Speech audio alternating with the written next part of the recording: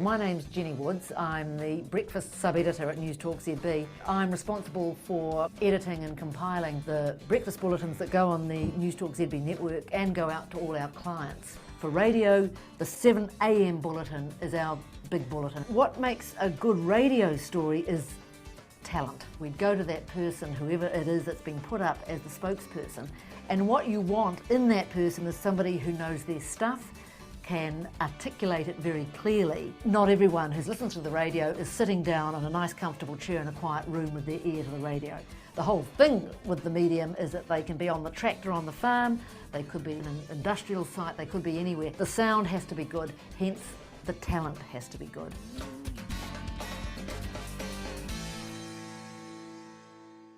There are some people who we interview regularly, you know, the politicians, the lobbyists, you can just flick on a microphone and away they go. Most people aren't like that, and a lot of people can be uncomfortable when a microphone's on. When a reporter rings you, if it is in response to a news release, just go through with them, you know, before the interview starts and say, now look, can you just give me some idea exactly what are the questions you're going to ask me, particularly if it's something that you haven't done before.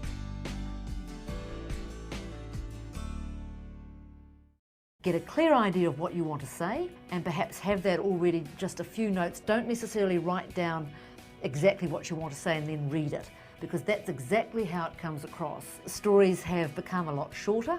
Newsrooms are looking for sort of quite tight news quotes of around 12 to 15 seconds.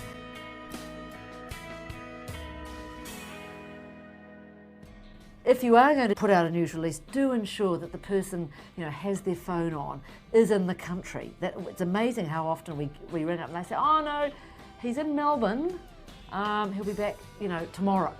And you sort of think, oh, okay, fine. Now, if it's a big enough story, we would then find another angle. But if it's something that we, you know, isn't that burning, the opportunity may well be lost.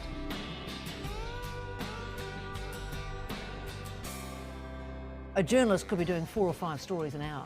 The news release comes into the newsroom, the news editor will look at it. If it's one that we want to cover, it'll be assigned to a journalist who then reads it, digests it, finds the contact number, and we can do everything here in the one spot. Ring the contact person, put your headphones on, and then do the interview through the same computer, where you then edit the interview and write that into a story with just a short intro, a little audio grab, and that can be done in the space of, you know, 15 minutes. If you do have a news issue that you are preparing to release to the media, do be aware of what else is going on, because if there is a massive story that's been running, now is not the time. Another good day not to put out big news is Melbourne Cup Day. Be aware of other issues that might be totally unrelated to you, but would have an impact on a newsroom.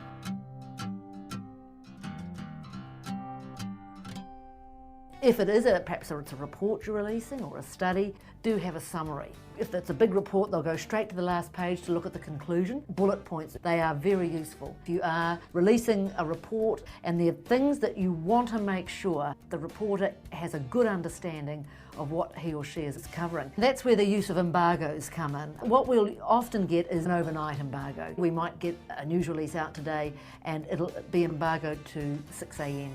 the next morning, and that's not bad. That's because that means we can get our night staff into it, get some contact numbers, talk to the person and digest it. That's quite a common time frame.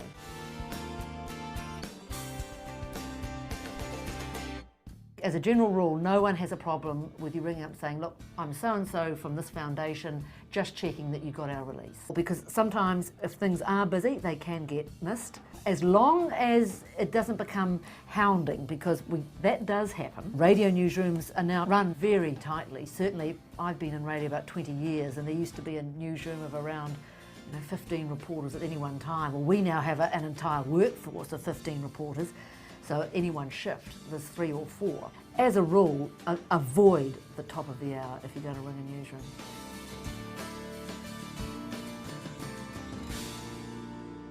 If you just fire out news releases all the time with really no purpose, that is another thing that can not do you too many favours, because then the day will come when you actually have got something to say, but we'll look at it and think, oh, them again, and it will be just pushed aside and perhaps not given as much weight as it should be. So I guess it's a bit like, don't cry wolf. It's much better if you build up a situation where a newsroom thinks, oh, gee, that's these guys. Yes, let's give them a call. Think about what you're going to put out and think, now, is this really worth sending out to a national media organisation or not? And if you think, well, actually, perhaps it's not, then don't.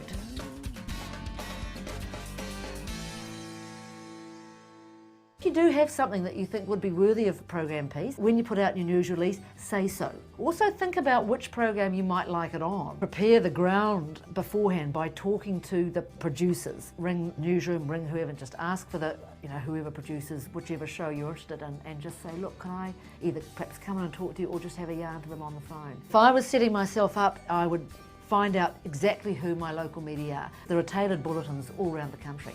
We've got newsrooms in Wellington and Christchurch. If you did send that perhaps to us at the National Newsroom and it's all about a Nelson group, we would probably go, But send it to the Nelson Newsroom and they would go, aha.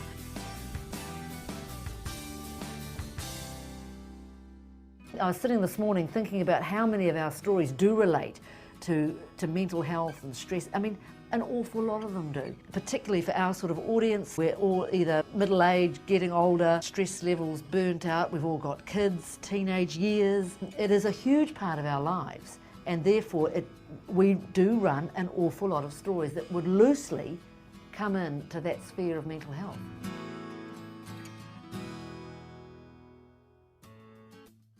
If something happens or you need to get a message across quickly, radio can do it straight away. All radio stations have websites as well. So you're killing two birds with one stone. In all areas, do your homework, be prepared and have a clear idea of what you want to say.